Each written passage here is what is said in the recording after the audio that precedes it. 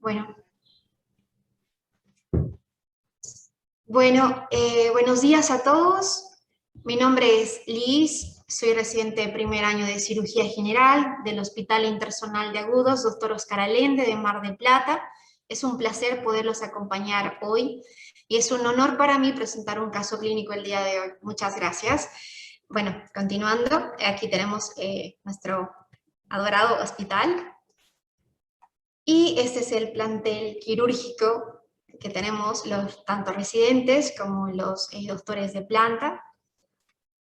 Y bueno, esta es mi segunda familia médica.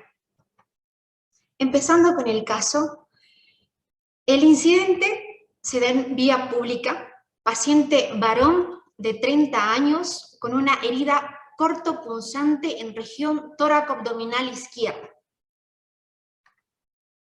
La escena se da a 15 minutos del hospital, en el cual tenemos como mecanismo de lesión una herida cortopunzante a nivel de región tóraco-abdominal izquierda.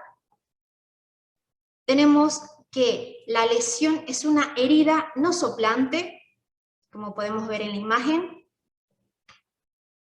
Y en cuanto a los signos y síntomas, el paciente presenta dolor del lado izquierdo del dorso. El paciente se encuentra hemodinámicamente estable o compensado. En cuanto al tratamiento que recibe como medida prehospitalaria, él recibe oxígeno y cobertura con frazadas. ¿Alguna otra conducta en la escena alguien tomaría como medida prehospitalaria?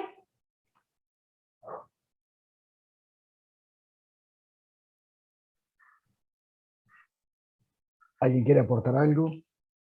¿Algún comentario? Oxígeno, como siempre. Sí, oxígeno le pusieron, Pablo. Ok.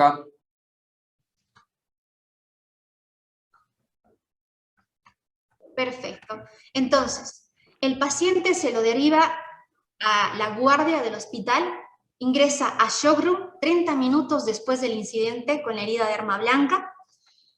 Lo tenemos que la A, vía aérea permeable, cuello sin particularidades. B, entrada de aire conservada, una frecuencia respiratoria de 24 y una saturación oxígeno de 96. C, una tensión arterial de 110/70 y una frecuencia cardíaca de 100, lo que nos da un índice de shock de 0.9.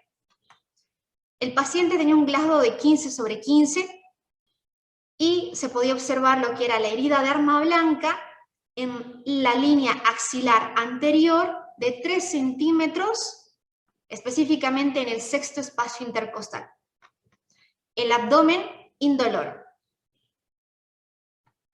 Entonces, ¿alguna conducta que tomarían con este paciente, con los signos vitales? Recordarles la frecuencia respiratoria de 24, la saturación de 96, el índice de shock de 0.9. ¿Qué conducta se tomaría en shock room? Bien, muy interesante el caso, Luis, muy interesante. Creo que lo primero que tenemos que saber si se trata de una herida penetrante o no. ¿Verdad? En un paciente que está totalmente estable, tenemos que procurar establecer si estamos frente a una herida penetrante tóraco-abdominal izquierda o solamente parietal. Estando en el shock room, hay algunas herramientas que nos pueden ayudar a eso. Ni que hablar el IFAST, el FAST con IFAST, con su extensión a tórax, para ya poder ver si estamos frente a la presencia o no de líquido libre abdominal, con el cual ya pensaríamos en herida tóraco-abdominal con compromiso diafragmático. Si tenemos o no la presencia de neumotórax, si tenemos la presencia de hemotórax. Si no contamos con IFAS, una radiografía de tórax, o aún contando, también puede ser de utilidad, de ayuda, la radiografía de tórax para ver cómo está ese fondo de saco pleural. Sabemos que tiene menos sensibilidad que la ecografía para el diagnóstico de derrame pleural, y en este caso sería un hemotórax, ¿verdad? O de neumo, pero bueno, creo que puede ser un estudio complementario. No sé si alguien quiere ahondar un poco más en estos conceptos.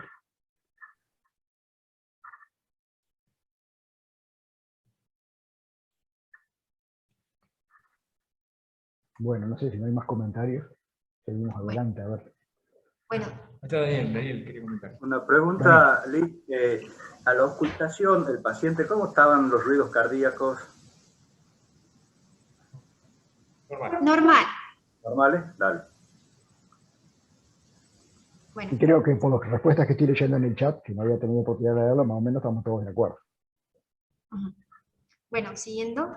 El paciente se lo pone lo que es oxígeno a través de una mascarilla, se lo reanima con una reanimación controlada, Ringer lactato a 21 gotas por minuto, se le realiza el IFAST, en el cual presenta signos compatibles con neumotórax izquierdo, negativo el IFAST para saco pericárdico y abdomen. ¿Qué conducta se tomaría después?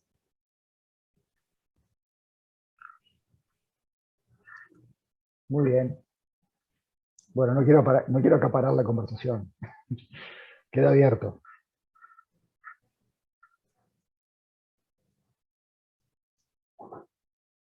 Eduardo Eskenazi, ¿quieres ampliar un poquito? Lo que estás Bueno, poniendo en el chat? es lo que decimos nosotros.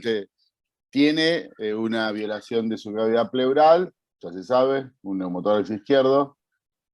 Es lo único que aparentemente tiene. Y lo que proponemos es hay que ponerle un tubo a este paciente. Ya que le pones el tubo, te fijas adentro que no tenga otra cosa y queda solucionado el problema. O sea que ya le mirarías el diafragma desde ahí, a ver si tenés alguna Todo, herida claro, diafragmática. Perfecto. todo, exactamente. Diafragma, pulmón, Claro, claro. pared, todo, lo que sea necesario, pero lo ves directo. Sí, tenés todo en condiciones para hacerlo, ¿no? Lo que requiere este paciente ahora es un tubo. Bien. Daniel Sánchez, ¿vos le pedirías una tomografía computada? Sí, el paciente lo veo estable con índice de shock de 0,9. Bueno, habría que ver qué sale y cuánto sale del tubo, ¿no? Pero yo sí lo llevaría a tomografía. Y según eso vería qué hago, ¿no? Y capaz que ahí tendrías La- una limitante que es sí, la baja pero sensibilidad de la tomografía para el diagnóstico de heridas Para el diafragmáticas, diafragma. ¿no? y además es herida de arma blanca. Podemos tener un trayecto sobre el pulmón, pero no es lo mismo que una herida de arma de fuego, ¿no? No, por supuesto. Es que me queda duda del abdomen, por ahí tiene algo, ¿no? Está negativo, el FAS negativo, estamos creyéndole a las cosas, indudablemente. No, no cuesta nada, hoy el ataque es como la radiografía, digamos, ¿no? También, si lo tenemos a mano, es como que se hace. Pero en el abanico de lugares, indudablemente lo que hay que hacer primero es controlar ese pulmón. Bien. Doctor Caviglia. No, es una pregunta para Eduardo. Cada centro tiene disponibilidad de recursos diferentes. Nosotros tenemos en el Hospital Maciel una torre para la laparoscopía. Tenemos la parte de imagen y el laparoscopio, que es de 30 grados. Lo que no tenemos es experiencia justamente en endoscopía de urgencia. Entonces quería preguntarle a Eduardo para hacer nuestras primeras armas en ese sentido, qué tenemos que manejarnos con el anestesista y cómo tendríamos que hacerlo nosotros. No Mirá, sé, Fernando, si está bien la pregunta. Sí, está claro, está claro. sí, excelente. Es lo que nosotros habíamos propuesto. En algunos lugares hay más torres de videoendoscopía, de cirugía de videoendoscopía, que tomógrafo. Hoy casi en todos lados hay cirugía videoendoscópica. Y en estos pacientes que están hemodinámicamente normales, que no tienen aparentemente nada en el tórax, es el paciente que uno podría jugar un poco más y empezar a tener experiencia. No es difícil. Más si lo hacemos. Ya se los había comentado. Si uno lo hace con local y apoyo anestesiológico que hace una depresión con una neuroleptoanestesia, el pulmón se colapsa y se ve bastante bien. Eventualmente, si el paciente uno ve que puede requerir otra cosa, es doble luz, pero ya ahí es otra cirugía. Es otra cosa eso. Yo lo que propongo es la observación, ya que le voy a poner el tubo, que se lo pongo en local, como se lo ponen todos, le pongo la cámara y veo adentro qué es lo que está pasando. se ve bien. Para ver se ve bien. Si ahora yo quiero meterle un punto al pulmón, hacer otra cosa, ya es más complejo. Se puede, pero es más complejo. Y ahí después veré qué hago con la experiencia. Pero para ver inicialmente, sacar los coágulos y ver que no tiene nada raro, me parece que es un método que podríamos empezar a utilizarlo muy fácilmente. Eduardo, ¿en qué espacio intercostal colocás el trocar? Eso. Eventualmente vemos, si la herida está justo donde entra, le vamos por la herida. Y si no, es el quinto espacio, cuarto o quinto espacio, no hay que irse muy abajo, pues después tenemos otro problema.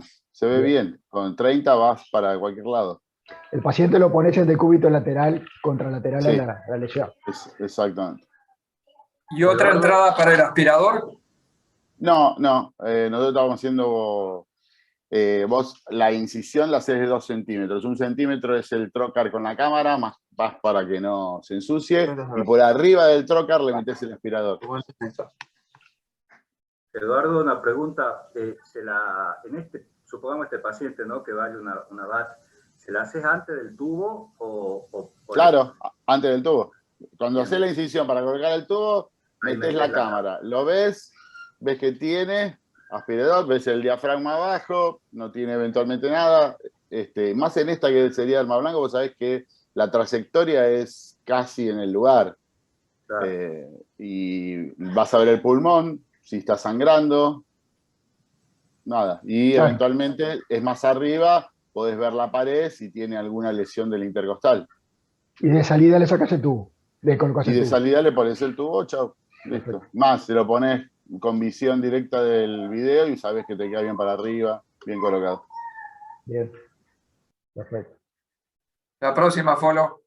Y sí, hay que animarse, hay que probar, es igual. Están para esto estos pacientes. Ah. Adelante, Liz. Perdón, Fernando, quería hacer un comentario muy breve. Perdón. No, por favor, no. Bueno, hay varios lugares, y justo hoy estábamos hablando del Sotero del Río, y a propósito de ese hospital que Pablo Torino lo comentaba, donde en el protocolo, donde hay una herida tóraco-abdominal izquierda, y bueno, por supuesto quieren descartar el diafragma, entre otras cuestiones del manejo, hacen sistemáticamente una tomografía previa de tóraco-abdominal, por si eventualmente la trayectoria fuera hacia abajo y hubiese un hematoma retroperitoneal, algo que de pronto pudiese complicar después la videolaparoscopía. No es algo prohibitivo absolutamente para la videolaparoscopía, pero como un ejemplo, lo tienen protocolizado que primero pasa por tomógrafo el paciente. Por supuesto que son hospitales grandes, el tomógrafo está a mano, y un poco lo que decía recién Eduardo, de que a veces hoy en día hacer una tomografía es tan rápido y tan accesible como una radiografía en hospitales grandes, ¿no? Por supuesto. Y entonces, claro, eso a veces se ha metido en los protocolos.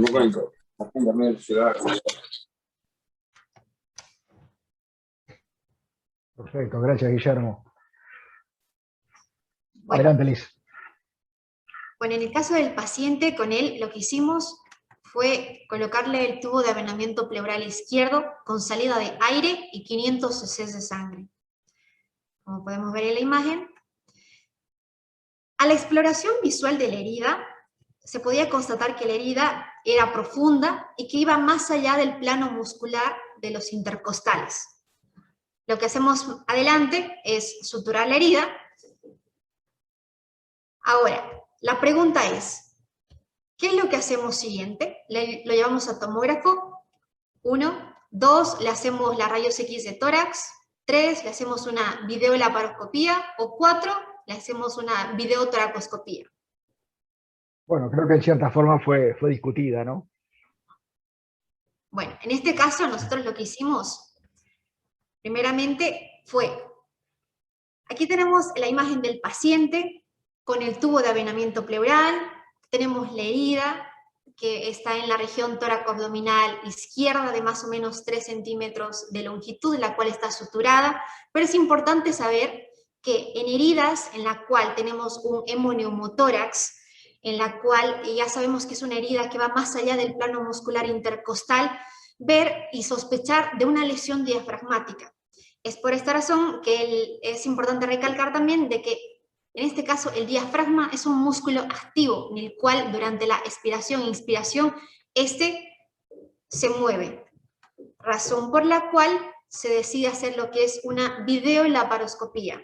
Pero en ese entonces Durante los 20 minutos posteriores a la colocación del tubo de venamiento, el paciente tiene un débito de 1.300 más. Como podemos ver en la imagen, los signos vitales, 80-50 de TA, frecuencia cardíaca de 120, el índice de shock aumenta a 1.5, se le hace lo que es la colocación de 1000 de Ringer lactato. Los signos vitales del paciente ahora son de 90-60 de TA, frecuencia cardíaca de 110 y un índice de shock de 1.2. Se decide y se solicita 4 unidades de sangre y plasma. Ahora, ¿qué conducta haríamos? Ya es otro tipo de paciente, ya tenemos un paciente un poco más inestable. ¿Qué conducta harían después? Y te hago una pregunta. Esto que tú nos estás contando, ¿ustedes llegaron a hacer la video y llegaron a ver qué pasaba dentro del abdomen? No. Fue cuando se estaba preparando el paciente para subirlo a quirófano que se advirtió la hipotensión y el aumento del gasto por el tubo pleural. Perfecto. Están en sala de operaciones con él en este momento. No, estaba en el show. shock. Todavía está en showroom. Y ahí podés repetirle le repetís el FAST, ves que en el abdomen no tiene nada, te vas al tórax directo, ¿no? Perfecto. Doctor Viñón, le levantaste la mano. Camilo.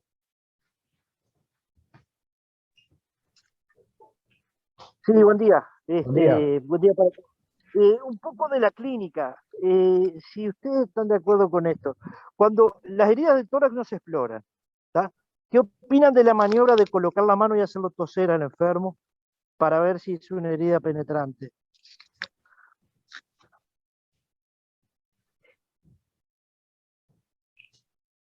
¿Me escuchó? Sí, se escuchó. Penetrante esa era porque tenía neumotórax, así que... Claro, en este caso sí, pero digo, antes.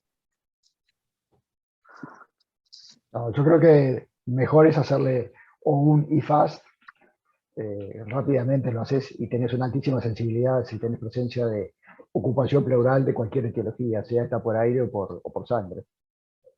Gracias. Bien. Bueno, quedó abierta la pregunta de Liz. ¿Qué hacemos ahora? Estamos en el showroom en esta situación. Creo que Eduardo había contestado, ¿no? Le hacías un FAS a ver si este era positivo o no. Para elegir si entrábamos por tórax o por abdomen. Fue esa tu propuesta, ¿no, Eduardo?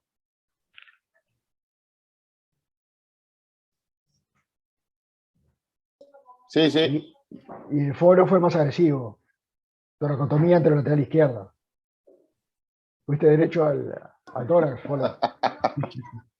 Sí, yo creo que con ese gasto en tan poco tiempo, esto tiene una lesión seguramente pulmonar, que no voy a poder solucionar así nomás con un tubo de tórax. Me llama la atención el poco tiempo en el cual está el enfermo en sala de operaciones, se le coloca el tubo o entre la reanima y la sala de operaciones y ya tiene 1300 como si nada y ya tiene una afectación desde el punto de vista hemodinámico. Bien. Sí, yo lo llevaría a quirófano, no lo haría en el showroom, no lo haría una de emergencia. Claro. Bueno, contanos, Liz. Bueno, con este Buen día. Buen día. Una Buen día. cosita. Quería agregar que, nada, la escribí ahí en el chat, pero antes de hacer la toracotomía, yo activaría también el protocolo de transfusión masiva. Creo que tiene indicación, en nuestro hospital tenemos un protocolo de transfusión masiva. Haría ácido tranexámico y bueno, y convocaría al equipo de hemoterapia y de acuerdo con hacer la toracotomía anterolateral izquierda también. Bien, Santiago. Lo que es importante recordar, lo que está diciendo Santiago, yo recuerdo siempre una diapositiva que tiene en una de sus presentaciones Pablo Tolino, donde el FAST positivo te indica la posibilidad, conjuntamente si es una herida de arma de fuego, una herida de arma blanca, más la evolución de lo hemodinámico en el paciente. Cualquiera, juntando dos de esas premisas, ya tenés la autorización para establecer el protocolo de transfusión masiva en el hospital en el cual lo tengas, ¿no? O sea que para nosotros eso es un dato muy importante. Bien, muy bien, gracias por eso. Adelante, Liz. La conducta que se tomó con el paciente fue toracotomía en quirófano. ¿Qué abordaje ustedes, si es que toman la decisión de hacerle una toracotomía, qué abordaje elegirían? Teniendo en cuenta que los signos vitales del paciente tenían una TEA de 90-60, una frecuencia cardíaca de 110 y el índice de shock estaba de 1.2. Creo de lo que se dijo en el chat, y creo que estamos todos de acuerdo, sería una toracotomía anterolateral izquierda, ¿no? Perfecto. Exactamente, le realizamos una toracotomía anterolateral izquierda y nos ayudamos realizándole lo que es el realce izquierdo. Aquí tenemos el equipo el cual participó, tenemos el cirujano, tenemos el primer ayudante, el cirujano al lado izquierdo del paciente, el primer ayudante al lado derecho y el segundo ayudante a mano derecha del cirujano. Y acá podemos visualizar lo que es el hemotórax residual, que aproximadamente fueron de 700 centímetros cúbicos. También se logró evidenciar que había una lesión pericárdica de 1 centímetro, la cual se la amplía, en la cual no se evidencia lesión cardíaca. En la foto, la herida es con la ampliación del pericardio ya. Entonces, en el quirófano lo que se hace es la evacuación del hemotórax residual y se ve una reactivación del sangrado desde una arteria intercostal en la zona de la herida de arma blanca. Como podemos ver, este es un ángulo incómodo para suturar desde una toracotomía anterolateral izquierda. Por ende, ¿qué conducta se haría?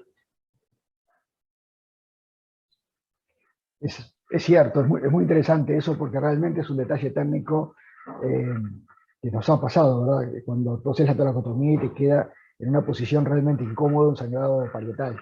La pregunta es, ¿ustedes no tienen posibilidad de una clipadora? A veces una clipadora larga que permite clipar la arteria. Bueno, no tenemos una clipadora. Igual el ángulo no te da sobre la pared para poner la clipadora. A mí a veces me ha sacado de apuro, claro, hay que ver dónde está. Pero ¿dónde está? Porque estaba justo, la toracotomía, la herida estaba justo en la misma línea axilar, ¿no? Sí. Claro, está sobre la línea axilar de media, y ahí... Sí, capaz que no te das, claro. Que no, lo que hay que abrir es la herida que ya la tenía de la lesión, ir a buscarla. Lo que se puede hacer es pasar un punto por abajo, por arriba de la zona donde se ve que es el sangrado y se hace un lazo a través de agarrando el intercostal y con eso se soluciona habitualmente. Sí, sí. Es lo que nosotros acá llamamos el punto caballo de Dieulafoy. Mentira, Dieulafoy no describió eso, ¿no? Pablo Camilia. Sí, Pablo, adelante. No, obviamente hay un sangrado que es evidente que es la intercostal y yo haría primero un control digital de ese sangrado, no cambiaría de posición al paciente hasta no estar tranquilo de que el miocardio no está sangrando, porque me preocupa bastante la lesión pericárdica y a veces ya hemos visto, las lesiones miocárdicas son de sangrados intermitentes. Digo, descartaría 100% antes de derrotar al paciente y ponerlo en decúbito dorsal de que no hay una lesión activa o intermitente del miocardio. Sí, sin duda. Pero partimos de la base que Liz no nos está mintiendo. O sea, ellos abrieron el pericardio, exploraron y nos indiqué que no hay lesión cardíaca. ¿No es cierto, Liz? Sí, verdaderamente no había lesión cardíaca. No te estás guardando una carta bajo la manga. No. Pero creo que igual la herida de la pared estaba sobre con esta misma posición se puede solucionar, no hay que dar revuelta, a ver si les queda cómodo igual. Sí. Sí, la herida, si uno quiere abordar directamente la herida, sí, si es la posibilidad que se elige, no hace falta cambiar de posición al paciente, ¿no? Bueno, contanos, Guillermo, ¿qué hicieron? Sí, adelante, Liz. Bueno, en nuestro caso lo que hicimos fue la ampliación de la herida para un acceso al espacio intercostal sangrante. Y como se puede ver, aquí tenemos la arteria intercostal en la imagen. Lo que hicimos fueron 2 puntos amplios a ambos lados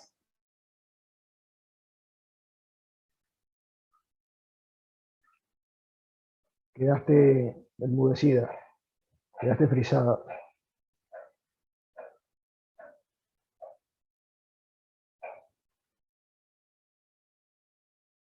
Hubo un problema de conexión ahí con el IGA.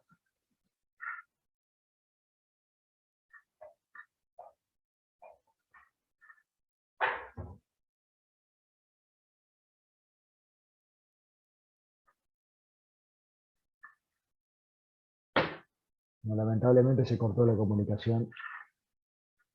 Se desconectaron ellos.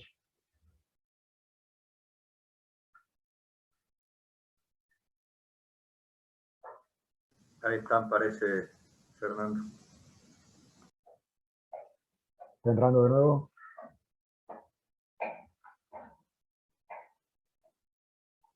Perfecto.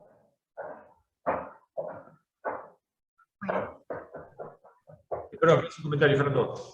Sí, la técnica fue, como se decía, abrazando la costilla.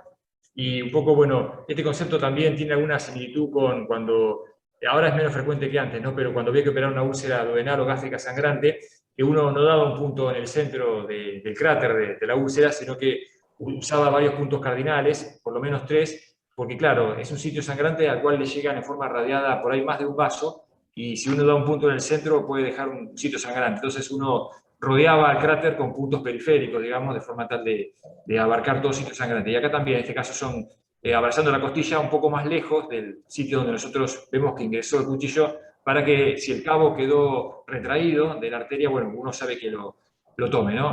Uno sabe que puede dejar movilidad, puede dejar algo de movilidad apretando el nervio, pero bueno, en definitiva se trata de controlar el sangrado, ¿no? Está muy buena la similitud que acabas de hacer con el tema de las úlceras. Exacto, porque es así, uno se aleja del punto que está sangrando. Muy bien, muy bueno. Bueno, entonces, siguiendo, como podemos ver, el hemotórax al final se vio que era de origen parietal y que el sangrado correspondía desde la arteria intercostal. Como recurso técnico, realizamos lo que es la ampliación de la herida traumática para acceder a la arteria intercostal, y la jerga del trauma, como lo dijo el doctor Barilaro, 2 puntos abrazando la costilla.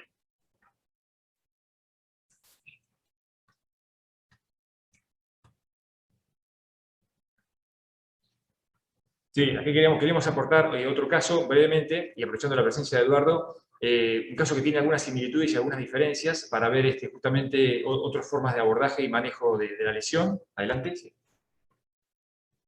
Este es un paciente con sería punzocortantes en la cara anterior del hemitórax izquierdo, pero un paciente que mantuvo su normalidad hemodinámica desde el ingreso, con la colocación de un drenaje pleural, ¿sí? Pero un drenaje pleural con un débito persistente, aunque se mantenía compensado hemodinámicamente, un débito que no cedía, por lo cual ahí se planteó alguna cuestión relacionada con el abordaje. No sé, Eduardo, si querés comentar a partir de ahora el caso. Tenemos a continuación el video. Sí, el paciente seguía persistente con el sangrado. Hemodinámicamente normal, lo habían pasado a la sala, nosotros lo vemos en la sala, así que el paciente estuvo, creo que, no me acuerdo, ¿era 48 horas, Guillermo? ¿Lo habíamos puesto? Sí, tenía más de 24 horas. Tenía más de 48 horas, lo vemos el lunes y lo vemos con esto, y que había llenado varios frascos. Entonces, era ideal para ir a observarlo. Y hicimos eso, hicimos una observación con video. Acá vamos a mostrarle eso. El video, si querés comentarlo, Eduardo, vamos a sacar el audio para que no confunda con lo que vos comentes. Sí, adelante. ¿Porque puteamos un poco? No. No, para que pase limpio. Bueno, ahí veíamos, indudablemente uno tiene la localización y ahí está la zona donde estaba el sangrado, era aparentemente a nivel de o el intercostal o la mamaria. Y lo que hicimos fue pasarle una aguja y ahí le pusimos un Vicryl, le cargamos con un Vicryl, tomamos el hilo y por el otro lado pasamos de vuelta otra pinza y hacemos la lazada a través de video. ¿Ven ahí cómo pongo los dos puertos? Por el mismo puerto utilizo y hago las dos cosas por el mismo puerto. Ahí, un poquito atrás. Eduardo, es como Sí. si hicieran una U, un punto en U. Exactamente, Digamos. un punto en U. Perfecto. Así lo funciona. Paramos ahí. Ahí donde se ve el recurso que decías de ampliar la herida, Eduardo, donde está la cámara y una pinza de trabajo. Exactamente. ¿La aguja que utilizás es una endoclose? No, fue el catéter de una boca 14, un catéter 14. Está.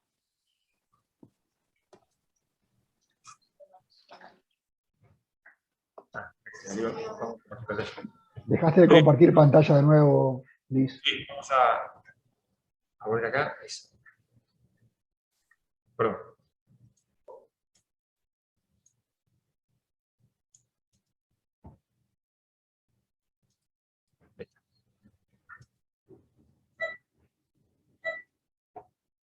Y vamos por acá.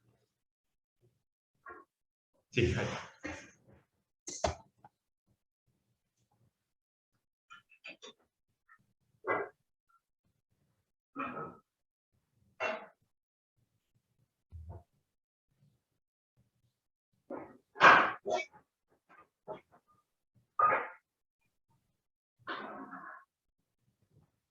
Este caso de oro fue con anestesia general.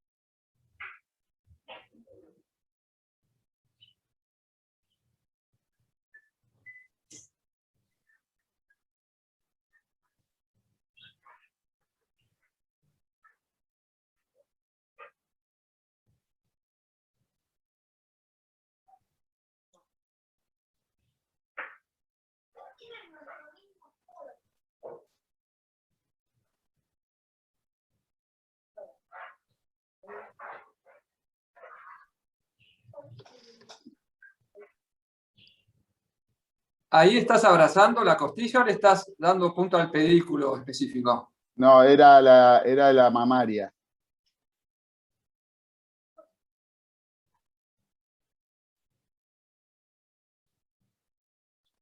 ¿Se escuchó? Sí, se escuchó perfecto. Sí, yo lo que le veo ventaja a la anestesia general, ya utilizarla de entrada, si uno piensa que realmente va a Sí, ser porque algo, no sabíamos qué podía y ser. claro, porque si no después te ves en figurillas, ¿no? Tenés que estar procediendo a intubar de apuro, ¿viste? Me parece que trabajás más cómodo, salvo que solo vayas con una baja expectativa de encontrar algo y solo querés cerciorarte que no hay más nada en la exploración. La verdad que me inclinaría por la anestesia general de entrada. Una pregunta, Eduardo. Acá el pulmón no se veía totalmente colapsado. ¿Fue con intubación selectiva o no, este caso? No me acuerdo, la verdad que no me acuerdo. Siempre decimos selectiva, pero qué sé yo, no te puedo decir. Bien, no parecía que no tenía un colapso completo de pulmón en la imagen. Y a veces tampoco queda bien el tubo doble, o quedó chico, el balón está poco inflado. No te puedo decir porque no me acuerdo. Bien. No sé a ver si hay fotos de eso. A ver, me voy a buscar. Bueno, buenísimo. Yo creo que, bueno, es interesante cómo a veces se pueden resolver la misma lesión con lesiones similares. Por supuesto que ahí entran a jugar los factores de siempre, ¿no es cierto? La condición del paciente, la experiencia del equipo quirúrgico, los recursos. Esto, por supuesto, que es diferente en cada hospital. Y está bueno, de pronto conocer el abanico de posibilidades, porque a veces un día uno está en un lado con un paciente, otro día está en otra circunstancia con otro paciente, y bueno, siempre decimos, ¿no?, que hay que llevar en la valijita de las emergencias. Cuanto más recursos y herramientas uno lleve, bueno, se va a sentir más cómodo y más tranquilo para resolver lo que toque resolver. Excelente, Guillermo. Bueno, felicitaciones, Liz. Muy interesante el caso, muy buena tu presentación. Realmente estuvo muy interesante. Bueno, Alison, que te veo que estás por ahí. ¿Cómo estás? Adelante. Buen día. Bien, no sé si se escucha bien. Sí, perfecto. Perdón, Bien. ahí les mostraba, no estaba en audio, estaba intubado con doble luz. Ah, mira. Bien. Bien. Lo encontraste. Gracias, Eduardo. Alison, cuando quieras empezar a compartir pantalla. Bueno, muy bien. compartir. Alison también es R1, está debutando en los Ateneos. Y justo le toca debutar con un caso que ella no vivió personalmente porque pasó hace muchos años en el Hospital Maciel, en mis viejas andanzas del Hospital Maciel. Bueno, primero que nada, buenos días. Mi nombre es Alison Guillén, soy R1 del Hospital de Clínicas. Arranqué hace 2 meses. Y agradecerle al profesor Fernando Machado, quien me otorgó este caso para poder presentarlo y compartirlo hoy. ¿Se ve pantalla ahí bien? Sí, se ve perfecto. Ah. Bien. El caso es del año 2009. Se trata de un paciente de sexo masculino de 16 años. La hora en la que sucedió el traumatismo fue a las 8 de la mañana. El mecanismo fue una herida de proyectil de arma de fuego, perdigonada, desde la parte posterior a unos 10 metros de distancia. En cuanto a las lesiones que presentaba, tenía múltiples heridas dorsales con orificios de entrada de los perdigones a nivel del torso. En cuanto a la valoración, tenía una vía aérea con una ventilación normal, una hemodinamia normal, un Glasgow de 15. Fue trasladado por un móvil policial, o sea que en el prehospitalario no recibió asistencia. En la evolución, a las 10 de la mañana, la valoración primaria del paciente fue una vía aérea permeable, con una frecuencia respiratoria de 16, ventilaba bien ambos campos pleuropulmonares, una frecuencia cardíaca de 90, una presión arterial de 110/70, un tiempo de recoloración normal, el Glasgow se mantenía en 15, movilizaba los 4 miembros. Y de la exploración se destacaban innumerables orificios de entrada de perdigones en la cara posterior del tórax, a nivel lumbar y en los glúteos, sin orificios de salida. Y del examen abdominal se destacaba que era normal, presentaba los pulsos presentes en los 4 miembros, las orinas eran claras y del tacto rectal las materias eran normales. Se le solicitó radiografía.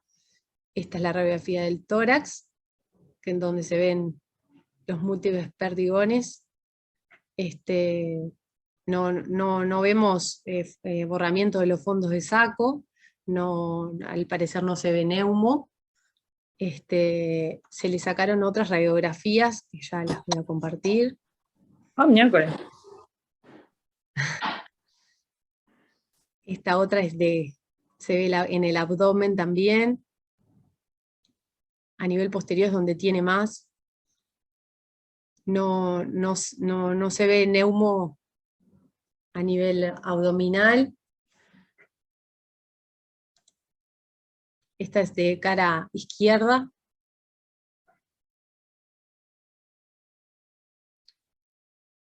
A nivel del colon se veía un perdigón por acá. Y bien. El paciente en la evolución se mantuvo clínicamente estable, y las preguntas son: ¿cuál sería la conducta del paciente que se continuaba estable y con esas radiografías? Una observación clínica, pedirle otras imágenes, colocarle drenaje pleural une o bilateral, hacerle una videolaparoscopía, una laparotomía de trauma o alguna otra conducta.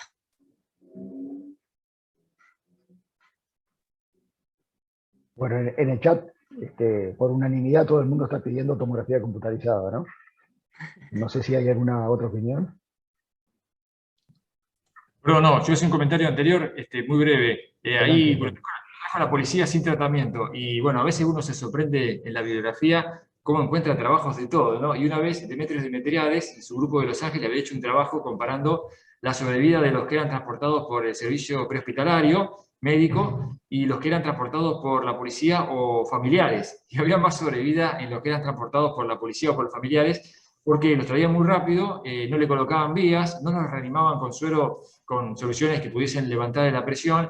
En fin, llamó la atención realmente el resultado. Por supuesto que hay que ver qué grupo de pacientes era, si eran exactamente iguales los que traía el personal de la ambulancia a los que traían la familia o los amigos, ¿no? Pero bueno, en principio sorprendió un poco ese manejo. Exacto. No nos saque el trabajo, Guillermo. Bien. Adelante, Alison. Bien. Siguiendo. A ver si me deja. Bien. Lo que se realizó fue un FAST, que en el año 2009 no se contaba con el FAST extendido a tórax, el cual fue negativo, el FAST que se le realizó, y la conducta fue colocarle drenaje pleural bilateral, el cual tuvo un escaso contenido hemático menor a 100 centímetros.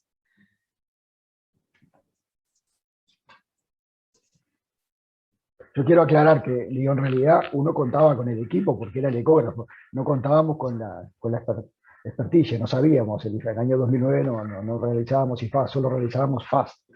Y la decisión de los drenajes pleurales fue básicamente por esa imagen que se ve, sobre todo del lado de la pleura, de la imagen campo pulmonar derecho, que se ve una imagen parenquimatosa, claramente, de que parece ser como una laceración. Nosotros suponíamos que claramente había algunas de estas municiones que eran penetrantes, y bueno, un poco para estar tranquilos en un traslado que iba a ser a otro piso el tomógrafo, y eso, por eso se procedió a colocar los drenajes, que bueno, en definitiva, tal vez se pudo haber prescindido de ellos.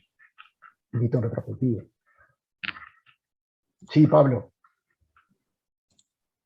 No, si bien el IFAST puede mostrarnos lesiones groseras, me refiero a líquido libre o en las cavidades, creo que todos estamos de acuerdo en insistir en la tomografía, porque estas son perdigones que dan lesiones múltiples, pequeñas, que a veces no tienen expresión ecográfica, y mucho menos en cuanto a la evaluación del retroperitoneo, quiero decir. Así que creo que el negativo no descarta la necesidad inmediata de hacer una tomografía contrastada. Claro, perfecto. Alberto. Buen día, ¿cómo estás? Estás silenciado, Alberto. Estás con el micrófono apagado.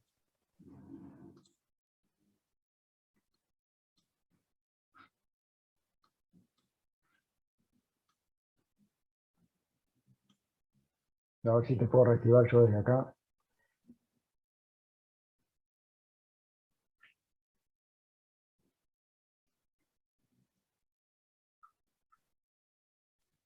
Ahora sí, che. Ahí va, bárbaro. Bueno, ¿cómo estás, Alison? Un gusto. ¿Cómo va? Igualmente. Muy interesante, che, la presentación. Pero yo el aporte que quería hacer, ¿cómo andan todos? Buen día, che. ¿Cómo estás, Alberto? Bien, bien. No, el aporte que quería hacer es que no perdamos de vista que se trata de un muchacho de 16 años.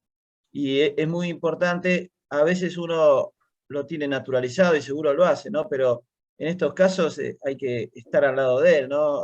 Uno se tiene que quedar al lado de él, mirarlo a los ojos, es muy importante, darle ánimo, colocarle un suero, aliviarle el dolor, preguntar si tiene familiares, hablar con familiares. A mí me parece que a veces nos embarcamos en la misma brutalidad que genera el trauma. Y eso me parece que es para poner un poco el freno de mano y mencionarlo, ¿no? Asegurarse que se le alivie el dolor, y sobre todo como si uno fuera un investigador privado. Yo no tengo ni idea, Alison, de balística, me dan miedo las armas, ¿viste? Pero siempre hay alguien que lo trae y sabe, y te dice, doctor, no, mire, le tiraron de muy cerca, no pasa nada con eso, le tiraron al piso y rebotó, o quédese tranquilo, o no, le pegaron. O sea que tratar de nutrirse de los que estuvieron en la escena, de la cinemática que te dé más información, ¿viste? A veces uno mira todo por el ojal de la cerradura del trauma, y si uno abre la puerta y mira más y presta más atención, quizás pueda recabar información. Entonces esos dos comentarios, ser respetuoso, el chico es un chico muy jovencito, es un muchacho, tiene 16 años. Los pacientes jóvenes tienen buena reserva también, están muy estables hasta que se pueden inestabilizar. Tal cual, Alison, tal cual. Cuanto más te acercás al nacimiento, es como vos mencionás, ¿no? El gasto cardíaco es realmente el que baja, pero la TA está, la frecuencia cardíaca aumenta y puede bancar cualquier cosa, y como vos dijiste recién, se desmorona. Pero más allá de eso, tener presente esta idea de comunicar. vos me dijiste, che, le puse 2 drenajes pleurales. No es fácil ponerle a un chico que le dispararon por la espalda con anestesia local 2 drenajes pleurales. Lo vemos todos los días en la guardia. El pibe está asustado, se mueve, cuando se mueve nos lastimamos nosotros. Todo eso se allana con alguien que esté al lado. Alison, es tan valioso pedirle un IFAS como llamarlo por el nombre al muchacho. Che, ¿cómo te llamas? Ricardito. Ricardito, tranquilo, ánimo, yo me llamo Juan Carlos. Mira, quédate tranquilo, vamos a hacer esto. ¿Tenés papá? ¿Tenés mamá? Vos me decís, che, pero Alberto, ¿qué me decís? Este es un delincuente, mató a medio Montevideo. No me importa, yo no sé qué es o qué hace. Ahí es una persona que necesita que nosotros ayudemos. Y ese trato que nosotros le demos, ahora viste que hay que decir 3 palabras y decir la palabra empatía, ¿no? Para sonar moderno, ¿no? Pero bueno, más allá de eso, yo pienso que es algo muy importante para señalar, porque después te hace fácil casi todo. Te hace fácil ponerle un drenaje pleural, llevarlo al tomógrafo. ¿Y sabés qué es lo que más te hace fácil, Alison? Equivocarte.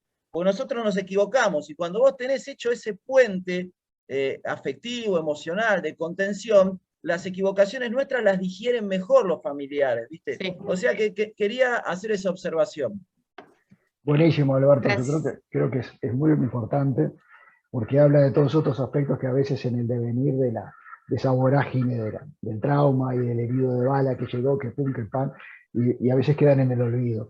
Este muchacho, él nos contó, estaba robando y cuando corre, cuando huye, porque vio que el dueño de casa salía, claro, y salía armado, ¿no? Una escopeta, entonces ahí va, le tira, él va corriendo y le tira de atrás, y él estimaba que más o menos le habían tirado de unos 10 metros de distancia.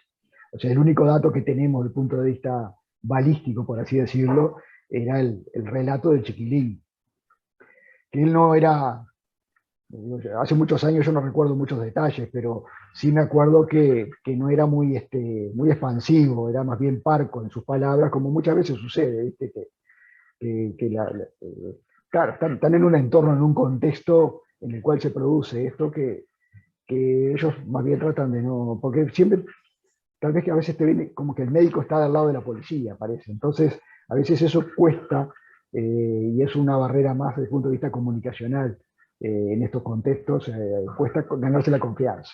Entonces es bien importante lo que vos acabas de decir, es muy importante porque realmente cuando vas a hacer cualquier maniobra como esta, colocarle un drenaje pleural o ponerle una sonda vesical, y bueno, tenés que tener el paciente contigo, tenés que ser parte de un equipo, ¿no? Adelante, Alison. Bien, bueno, lo siguiente que se hizo con este paciente fue pedirle, a ver si pasa.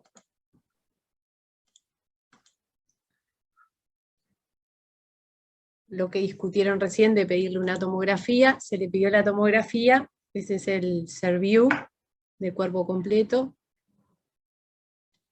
Tiene perdigones absolutamente por todos lados.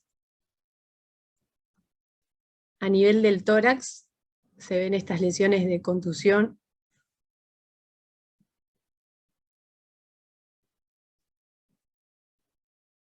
Esta en la ventana pulmonar y después tenemos la ventana mediastinal,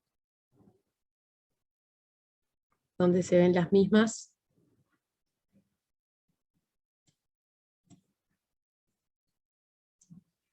No se ve gran cantidad de líquido. Y a nivel del abdomen, esta era la tomografía, donde se veían esas lesiones. A nivel acá del colon izquierdo, no se ve neumo. Tiene otras lesiones acá a nivel de la columna.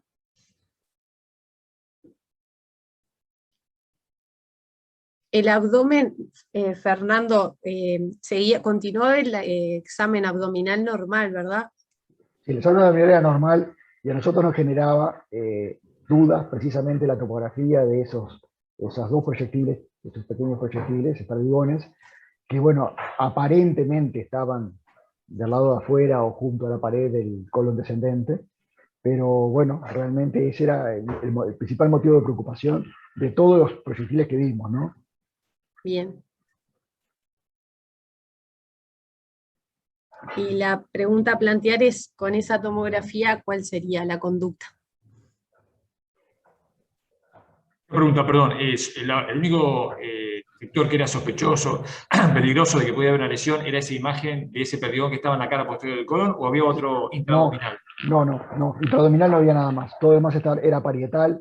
Incluso los que estaban ahí en la vecindad de la columna estaban claramente detrás de la lámina y no tenían ninguna sintomatología neurológica. La que nosotros nos preocupaba realmente era esa que le acabamos de mostrar. Que en realidad era un perdigón, son 2 fotos, pero es un perdigón que está ahí en la vecindad de la pared del colon descendente. Alberto. Acá.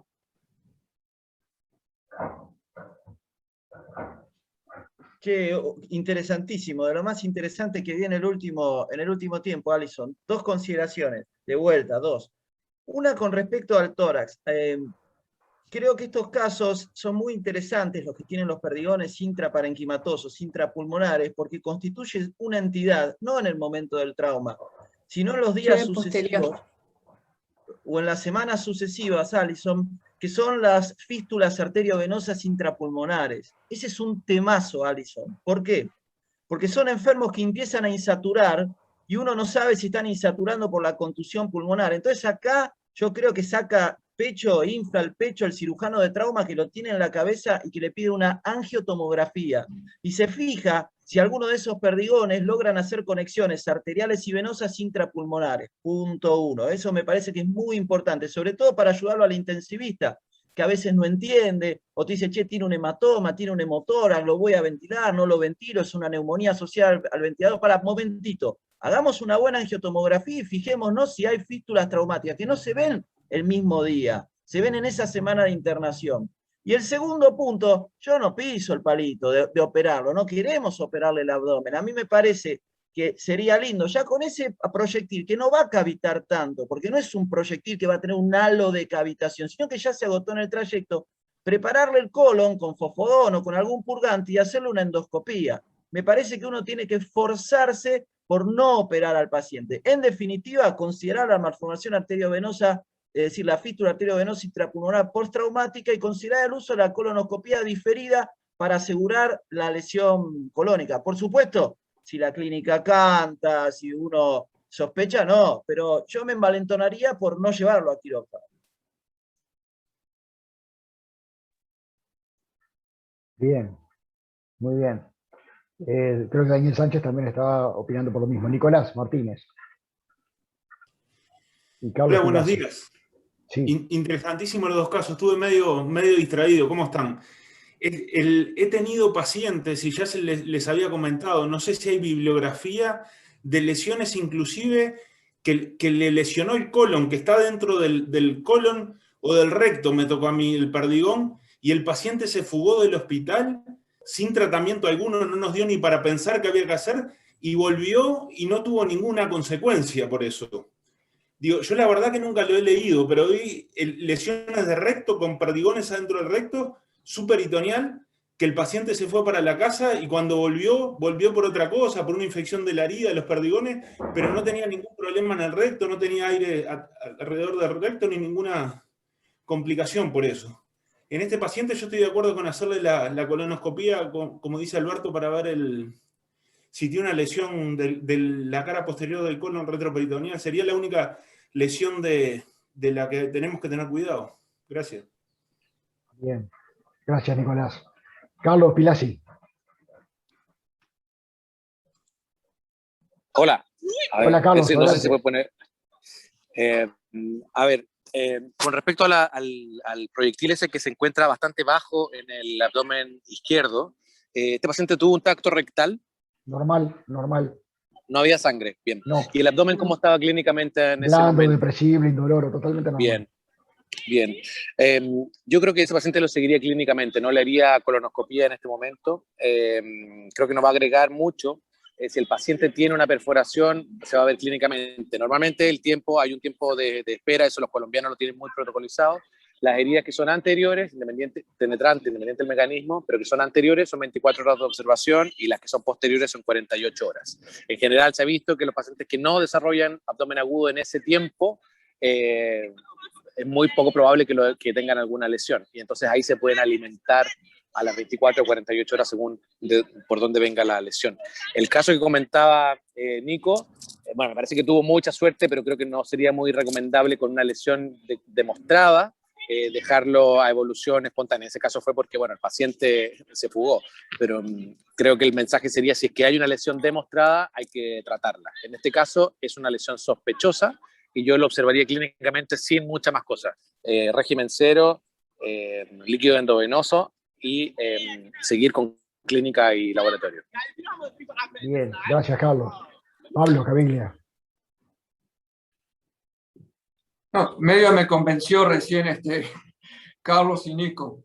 El tema que vamos a tener siempre la duda, digo, son lesiones puntiformes de profundidad impredecible y de gravedad de la lesión también impredecible. Por lo tanto, digo, como ustedes dicen, si no hay ninguna evidencia en este momento, la observación es una.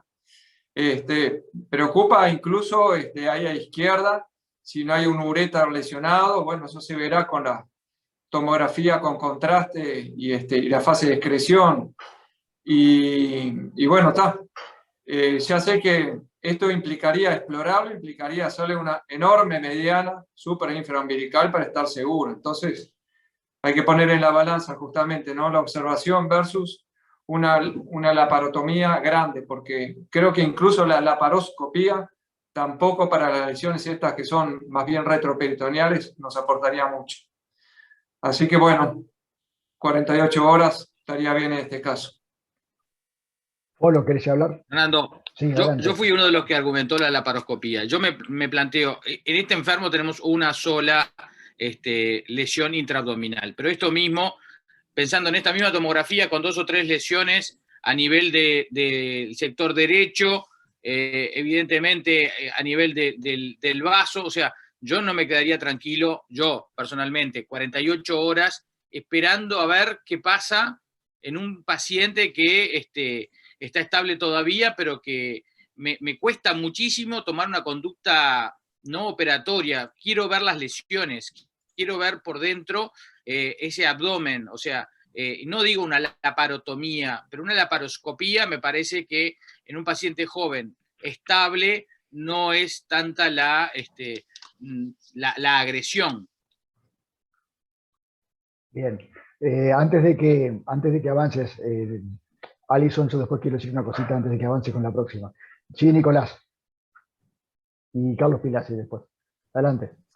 Me dejó pensando en lo que dijo Carlos de la lesión demostrable. Y yo quería de vuelta insistir en plantearle las dudas y si algunos de ustedes habían leído algún trabajo de lesiones de poca energía y de una bala pequeña como es un perdigón, con lesión comprobada, si se actuó expectante y el paciente anduvo bien. Porque creo recordar también un paciente que tuvo una lesión en el tórax abdominal, que tenía lesiones de perdigones de estómago y se manejó con una sonda nasogástrica. No sé por qué se tuvo que trasladar el paciente, pero tengo entendido que se trasladó a Santiago y el paciente tampoco se operó y tenía lesiones también como cardíacas en el pericardio. Ese paciente no se los puedo asegurar porque no lo viví. Y el doctor de La Paz en la clínica también tuvo una lesión de baja potencia con un arma que creo que era hechiza, que era casera o con una recarga casera en el colon derecho, en el ciego. Y también recuerdo que tenía el proyectil en el ciego y no se operó el paciente y también anduvo bien. Disculpen mi insistencia. No, yo realmente no tengo experiencia personal en eso y no he leído sobre el tema de la posibilidad de dejar una víscera hueca abierta, pero no tengo conocimiento de la literatura sobre eso. A ver, Carlos, Pilasi. Sí, con respecto a lo que se comentó recién, justamente creo que estos son los casos en que uno sí puede aplicar manejo no operatorio. O sea, en los pacientes que son estables, no es necesario tener que demostrar la lesión, porque la idea es justamente pacientes que van bien, que no necesitan una intervención, reducir la intervención y la morbilidad asociada a esa intervención. Entonces, a veces está bien que queramos nosotros saber por interés personal qué lesión tiene, pero es la clínica del paciente la que nos va a decir si necesitamos ir a hacer algo más o no. Entonces creo que ahí tenemos que ese es justamente el objetivo del manejo no operatorio, donde uno sabe que probablemente no tiene, o estamos en la duda y estamos esperando y le damos tiempo a que el paciente nos diga si efectivamente tenemos que hacer algo o no. En relación a las vísceras huecas perforadas, obviamente que hay literatura demostrada y lo seguimos haciendo. Yo el último mes he manejado 2 pacientes así, pero son perforaciones espontáneas en pacientes con comorbilidad, donde la intervención supera el riesgo del manejo expectante en pacientes con un hemoperitoneo mínimo, es decir, un par de burbujas por perforaciones duodenales y gástricas, en pacientes mayores y que lo hemos manejado con antibióticos, nutrición parenteral y han andado, pero en pacientes muy seleccionados. En trauma, teniendo una lesión demostrada de víscera hueca, creo que no hay espacio para dejarlo a evolución espontánea. Me parece que lo que pueden haber reportes son de cosas anecdóticas, pero creo que no podemos usarlo como una guía de manejo. No me parece muy seguro. Gracias, Carlos.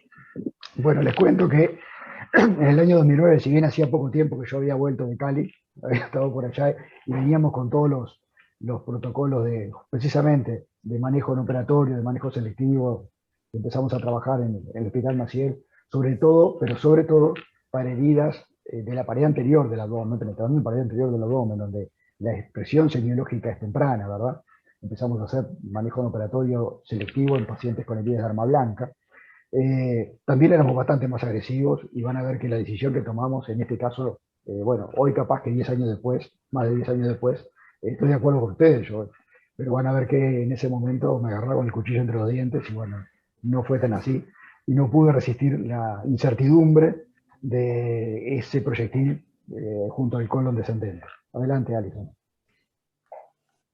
Bueno, en cuanto a la conducta que se tomó, fue una laparotomía exploradora. Los hallazgos fueron ausencia... Quiero hacer una aclaración también. También Sí. comparto que la videolaparoscopía es una alternativa, pero en ese momento, en el año 2009, teníamos 0 experiencia de videolaparoscopía en trauma. Teníamos algo de experiencia en la cirugía electiva, la vía biliar, accesorios sobre todo, pero 0 experiencia en videolaparoscopía en trauma, por eso cuando hablábamos de exploración quirúrgica hablábamos de la laparotomía. Perdóname, Alison, que te interrumpí. No, por favor. Bien, los hallazgos fueron ausencia de hemoperitoneo, ausencia de hematomas a nivel retoperitoneal, tenía un hematoma pequeño en la gotera parietocólica izquierda, se logró la movilización del colon izquierdo para la valoración, el tubo digestivo no tenía lesiones desde el esófago abdominal al recto, el aparato urinario también se presentaba sin lesiones, el paciente presentó una buena evolución posoperatoria, luego se le retiraron los drenajes pleurales y se le otorgó el alta.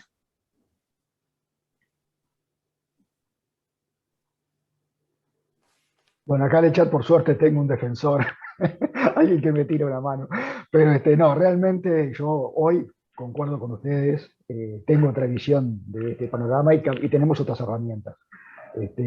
Pero bueno, en ese momento lo más seguro que vivimos fue explorarlo, nos pareció que no podía convivir con esa duda.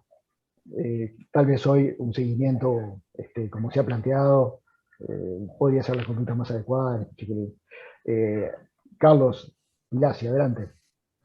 Sí, yo creo, Fernando, que de hecho eso habría sido probablemente lo mismo que habría hecho yo en Médicos Sin Fronteras, donde no tengo la posibilidad de hacer un seguimiento, incluso hoy en día, de hacer un seguimiento seguro para el paciente, como lo nombró Nico y el doctor de la Paz. Me parece también la seguridad del paciente como lo primero. Entonces, si tenemos la duda o no estamos seguros si vamos a poder tener un seguimiento cercano por parte de enfermería, de monitorización, etcétera, lo más seguro, sin duda, es entrar a explorar y quedarnos tranquilos.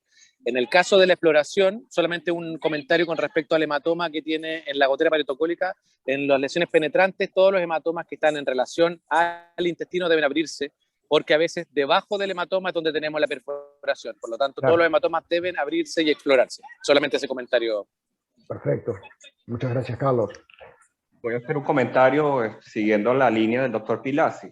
Por eso no apoyaba mucho lo de la conducta de la laparoscopia diagnóstica, porque indudablemente ibas a conseguir un hematoma allí que a la larga iba a terminar en una laparotomía, en una conversión, porque igual haces la laparoscopia, ves el hematoma, a veces uno no tiene la suficiente pericia para explorar eso y no puede salir con la duda, tienes que buscar la lesión. Entonces, en nuestro caso, este paciente iba a una conversión. Entonces, por eso de entrada la laparotomía. Gracias, doctor. ¿Algún otro comentario? Sí, Eduardo. 16 años tenía el chico, ¿no? Sí. Sí. ¿Y esto fue hace cuánto?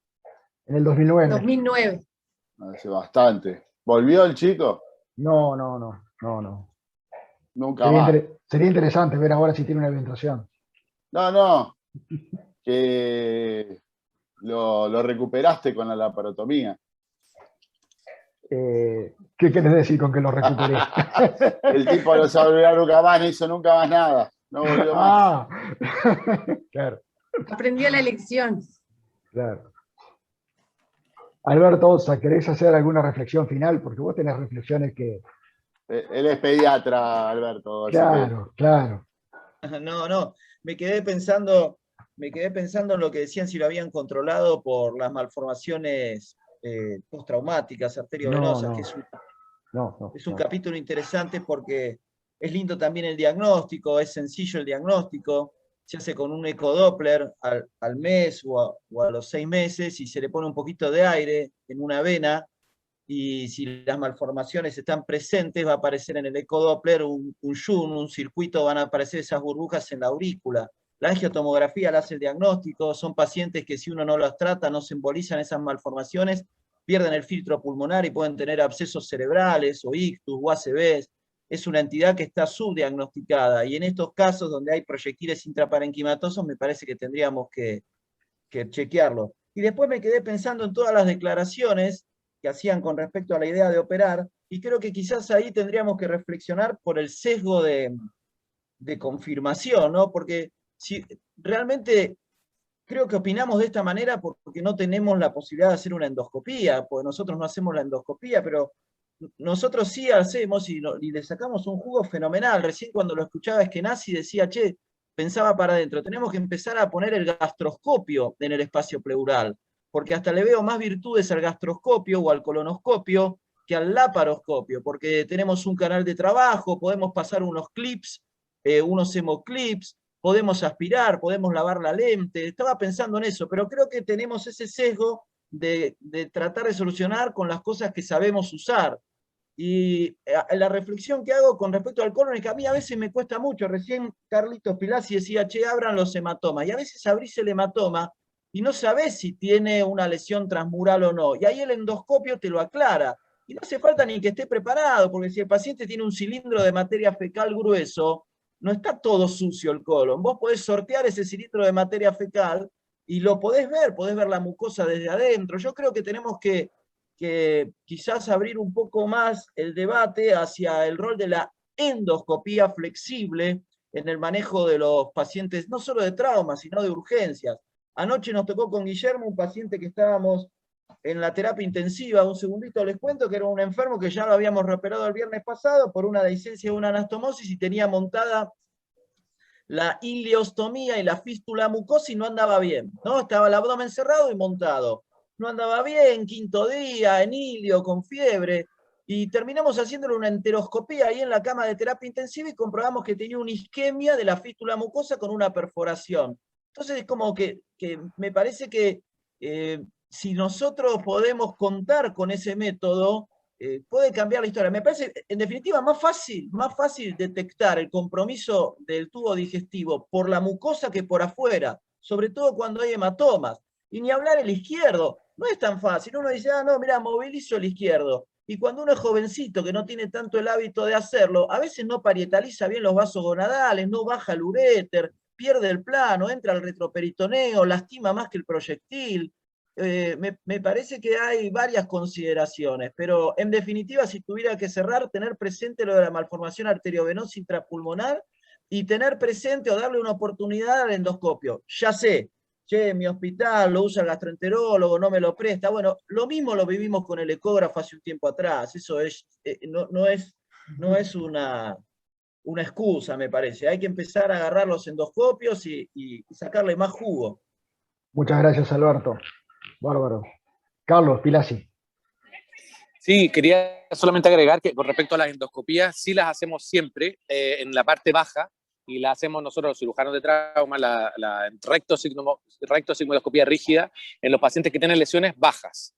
Pero eso no aplica para lesiones, por ejemplo, más altas o que requieren una colonoscopía. Ahí se recomienda mucho más, obviamente, hacer el seguimiento expectante.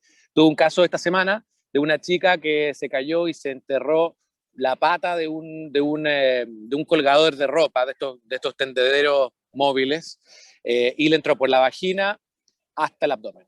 Y un TAC negativo. Y obviamente, pero tenía un abdomen que estaba peritonítico, o sea, la metí a quirófano para una laparoscopía. Y la puse en posición de Lloyd Davis, exploración genital, exploración con el rectosigmoidoscopio, no tenía nada, no tenía sangre, que era lo que estaba buscando, y tenía una lesión de delgado al mirar por dentro. Entonces, como creo que esa es uno debería, lo que puede mirar por abajo, lo que está cercano, hacerlo, y el resto, si está la duda clínica, un paciente con peritonismo, independiente que el TAC esté negativo y que los exámenes de sangre y gases estén normales, si el paciente está peritonítico, hay que ir a mirarlo. Recordar que el TAC es muy malo para el intestino delgado, así que la sospecha clínica es lo primero. Muy interesante, Carlos. Muchas gracias. Guillermo. No, bueno, excelentes los comentarios. Realmente esto es buenísimo que hayan traído este tema porque es algo muy frecuente en las guardias, en las heridas por perdigones. Es menos espectacular que las balas de mayor velocidad, pero plantean más dudas. Y creo que hay tres escenarios, ¿no?, que nos han tocado a todos. Uno es el que tiene el abdomen lleno de perdigones, donde al aumentar la cantidad de perdigones intraabdominales aumenta mucho la posibilidad de una lesión de delgado, lesiones de duodeno. Y esos pacientes los terminamos operando. Y la realidad es que después, cuando uno los opera, se encuentra muchas veces que los perdigones están como están besando la pared del intestino, pero no lo han perforado. Uno apenas lo saca y ahí está el orificio, y entonces uno dice, ¿qué hubiera pasado si lo hubiésemos dejado? Bueno, es uno de esos grises que tiene la bibliografía del trauma, donde uno no encuentra, ¿no es cierto?, mucha bibliografía que apoye trabajos prospectivos, que comparen dos grupos. Bueno, son cuestiones en las cuales uno se basa con opiniones de expertos, series más pequeñas. Pero bueno, esos que tienen muchos perdigones intracavitarios, uno los termina operando por una mayor posibilidad estadística de complicaciones. Y después hay dos grupos más. Uno es el que tiene un perdigón único dentro de la luz, que uno también lo termina operando porque dice, bueno, acá evidentemente hay una perforación. Y el último grupo, el más dudoso, es justamente el que ustedes presentaron, el que está apoyado, individual, apoyado sobre la pared intestinal, que, con el tiempo hemos ido ganando un poco más de confianza, y actualmente, por supuesto, con el auxilio de todos esos recursos, como decían Alberto y Carlos, la endoscopía, el uso mucho más liberal de la endoscopía, uno se va animando a hacer más tratamiento no operatorio. Solo que en el caso de que la lesión sea retroperitoneal, como la que ustedes mostraron, en el caso de un tratamiento no operatorio, por ahí es bueno considerar repetir imágenes, repetir tomografía antes del alta, o eventualmente a los 3-4 días, según cómo esté evolucionando el paciente, porque no ha pasado, por ejemplo, en algún caso, que el paciente que había evolucionado bien con un tratamiento no operatorio, porque nos parecía que no había penetrado en la luz, a los entre 15 y 20 días el paciente empezó con fiebre en el control posterior, y hizo un absceso de evolución realmente así retrasada, pero se pudo manejar con percutáneo. O sea que incluso está también esa unidad percutáneo. O sea que encima también están esas herramientas que ahora se van sumando y que cada vez nos hacen operar menos estos pacientes. Excelente, Guillermo. Muchas gracias. Bueno, ¿algún otro comentario? Bueno, Sí, si Fernando, no hay... Sí, Alberto. No felicitamos a Alison y a Liz, che. No, por supuesto, por supuesto. Ese es el No comentario podemos más cerrar sin importante. felicitarlas. No podemos cerrar sin felicitarlas.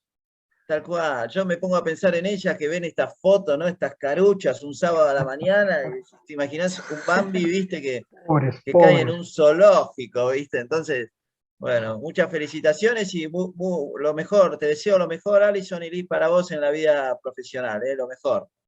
Bueno, muchas gracias.